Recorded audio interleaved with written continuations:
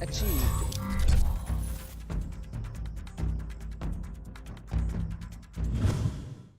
And it has begun, Cowboy fans. Welcome to Studio de Jefe de Quarantine, where, you do this long enough, and every once in a while you start figuring some things out.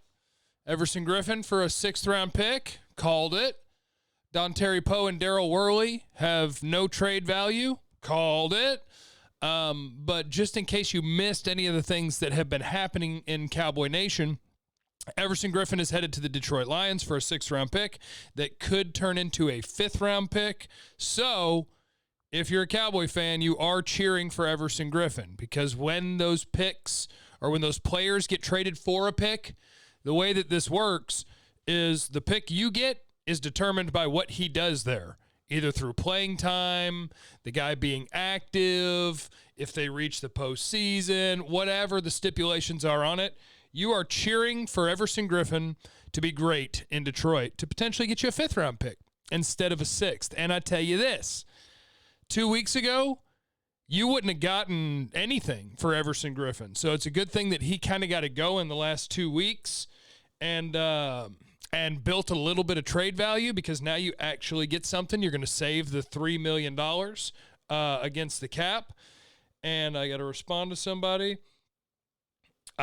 So, yeah, you're actually going to save a little bit of money that you can roll over to next year's salary cap, about $3 million from Everson Griffen. You're going to get that done.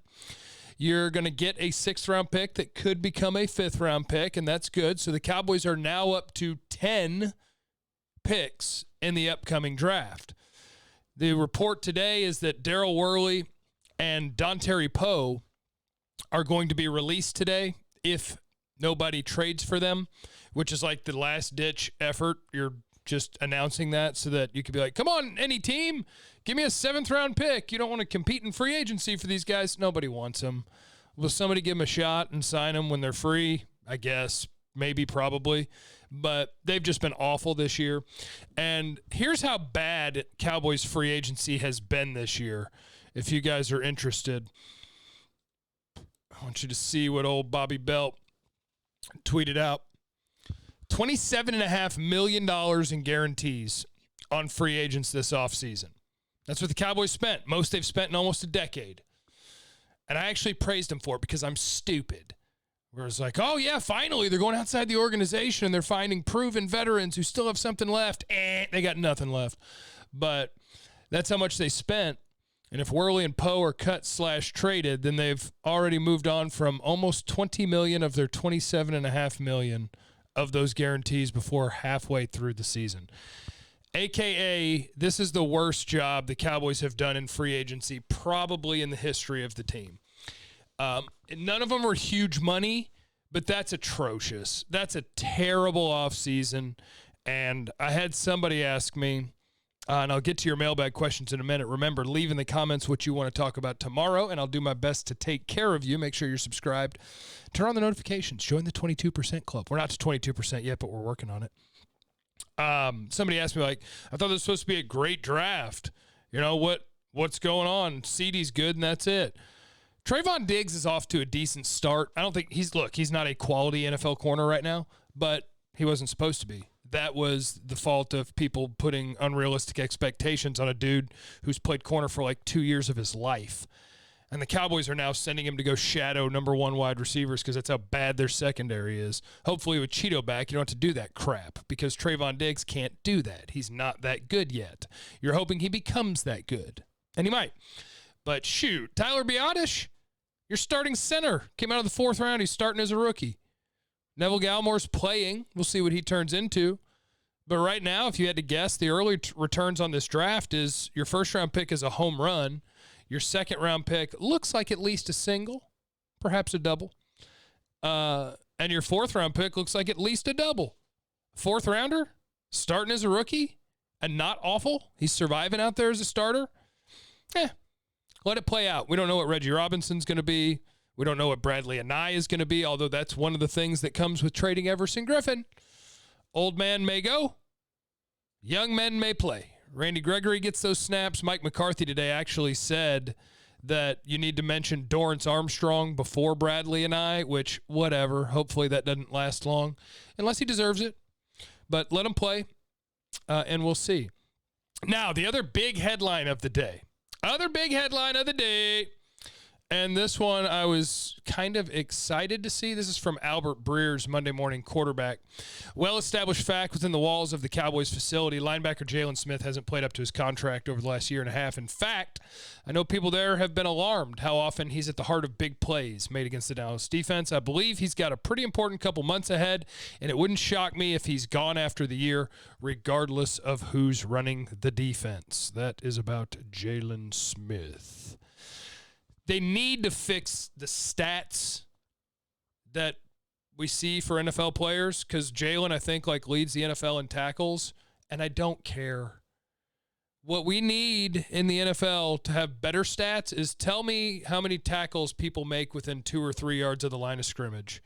I don't care that you manage to get blocked every play, and once the running back gets past the line of scrimmage and past your entire defensive line that you tackle him for an 8-yard gain. I don't care. Jaylon's got a problem with his eyes. He's got a problem with his eyes. When people are moving around pre-snap, this dude will just, whoa, squirrel, and be lost.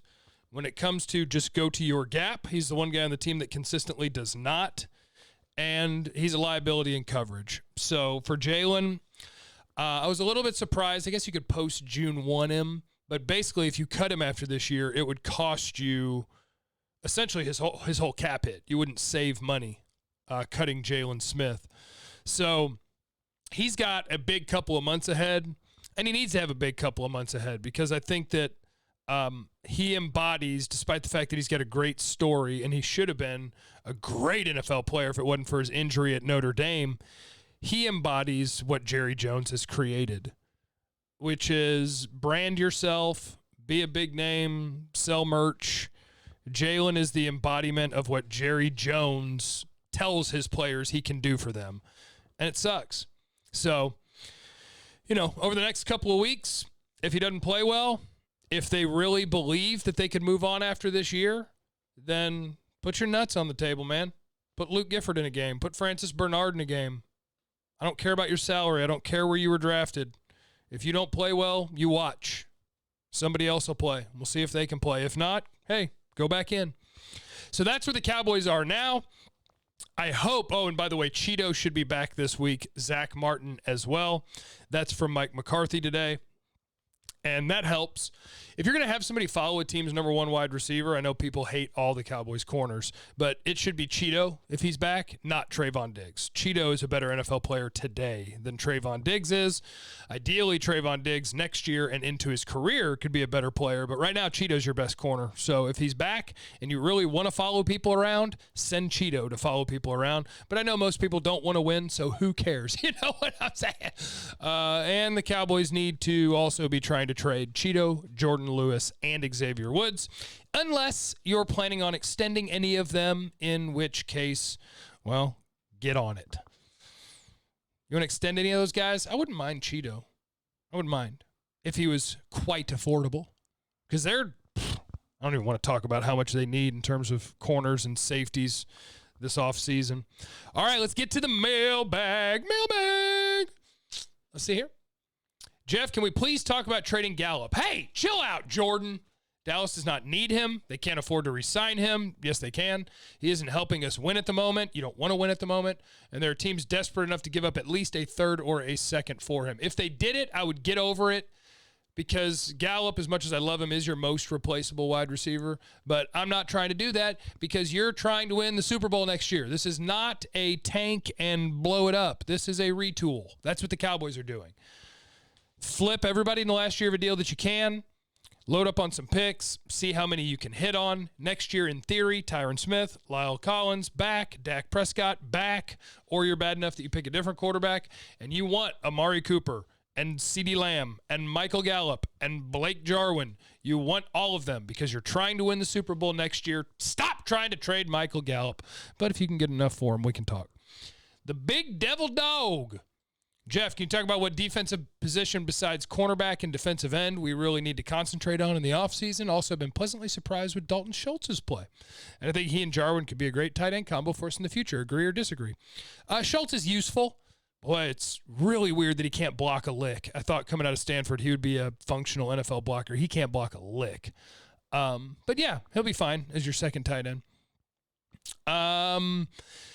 Besides cornerback and defensive end, well, Xavier Woods' contract is up. Donovan Wilson doesn't look like an NFL safety. You have no starting safeties a year from now. And in theory, Cheeto's contract is up. Jordan Lewis's contract is up. So your corners will be Anthony Brown and Trayvon Diggs, and that's it. So you need corners. You need safeties. Your D tackles will be Neville Gallimore and Tristan Hill. You need D tackles. So, yeah, they need pretty much everything on defense. And if they're serious about meritocracy, where you earn it every day, then they probably need a linebacker as well. So they need a lot, and that's why they need to be flipping players for picks right now, because they need to throw about 8 picks at the defense and hope that 3 or 4 can stick. Chucky Bebe. Hey, Jeff. Been watching and subscribed and have all notifications for a long time now. Excellent show. Thank you. Tristan Hill seems to be making very good progress this year, in my opinion. I would keep him and not trade him. Do you concur? Yeah, especially now that he's hurt. Yeah, you keep Tristan Hill. Yeah, you know, trade a hurt guy with very little value. Let that dude. That might have been an older question. I apologize if it was. Josh, I have a question on what education you pursued and what jobs you have done to get to the position you're in. Hope you see this. I'm looking to get involved in sports radio. Lots of love. Excuse me. I got lucky, like everybody else. I was working at a phone shop. I was a repair guy for a while. Worked my way up to manager. I was terrible at it.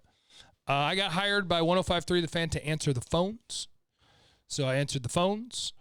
I learned to push the buttons, and then I pushed the buttons. I learned to engineer, like the Jason Garrett press conferences, the dials and stuff. I learned that. And then Arnie Spanier, back in the day from 10 p.m. to 1 a.m., the last 15 minutes of the show was like, hey, come read stupid stories off the internet. And that was news and notes. So we did that. Then he gave me a live mic throughout the show. Then Gavin Dawson was like, hey, because Arnie left or got let go, whatever. And Gavin Dawson was like, hey, give me Jeff. So I got lucky again. And then I just kept talking.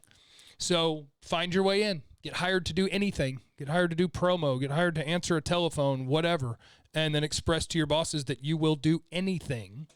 And then after years and years of being broke, maybe you can make money.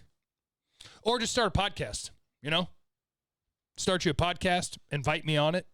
I'll come do it. It'll be fun. Hey, Jeff, if Dallas has a top 5 pick in next year's draft, who you pulling the trigger on? Or is it Captain Trade Down? Micah Parsons would be a great addition. Sure, Micah Parsons, the Oregon offensive tackle. Maybe he plays guard for you for a while unless the tackle gets hurt. Sewell.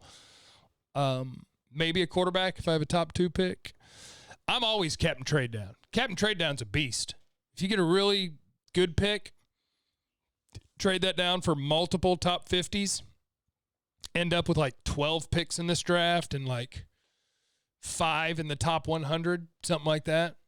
That's how you try to throw resources at a defense and get it all fixed up. Now, I think I had some questions over here too. Oops, that's the calendar. Bobby, Terrence Steele should not be allowed on the field. He's a safety hazard. I agree. Connor McGovern should stay at right guard. Zach Martin is going to be back at practice today, and he should play right tackle. That should be your best 5. Martin, right tackle. McGovern, right guard. Biotish, Connor Williams, and Cam Irving. Bam. That's your 5. That's what it should be. I don't know if it will be. Cairo, where's Bernard, Gifford, and Robinson? Why are we not giving the young guys a chance? Can't get any worse. Might as well see what they have. I totally agree with you, and that's why they should be efforting to trade the corners who are on the last year of their deal or safeties. And Reggie Robinson, you should activate and see what he's got. If he's terrible, he's terrible. Whatever. What do you have to lose? This is a lost season. It's time to build. Bradley and now that Everson Griffen has been traded to Detroit, should get some of those snaps. Him and Dorrance Armstrong can fight it out to see who deserves them. Hopefully Anai is able to take some because we like young players. And Francis Bernard, I would put him on the field too, especially if Jaylon Smith continues to struggle going in the right direction. I think their willingness to trade away these guys shows they know this is a lost year. So can they try and explain why playing Reggie Robinson and Anai Moore isn't a good idea? There you go. Bernard too. Okay, so that's multiple people asking about that same situation. Dak Prescott. Cut Poe and Worley. Try to trade Jordan Lewis in the offseason. Maybe re-sign Cheeto and Woods if they're cheap. Re-sign Alden Smith. Oh, yeah, they need to be trying to trade Alden Smith too, because I don't think they're going to have the money to re-sign him. Try to trade Jaylon for a mid-round pick. Oh, yeah, let's go. And do an all-out defense draft, because offense is going to have all projected starters returning with good depth and will probably be top 5. I agree. Okay. You guys have a great day. Leave something in the comments for the algorithm, 1504, who's still here. Leave what you want to talk about tomorrow. And make sure you're subscribed. Tell a friend. Check 1053thefan.com every day. I love you.